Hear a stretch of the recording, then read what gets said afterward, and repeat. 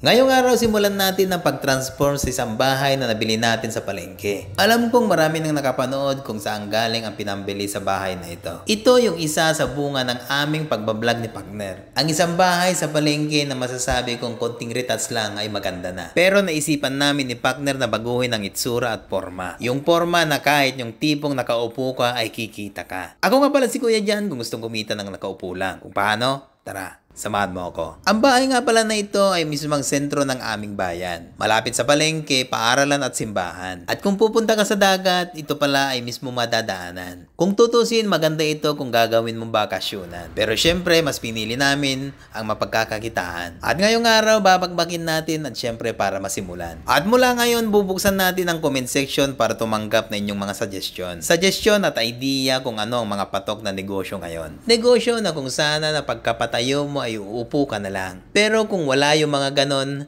ipapaupa ko na lang.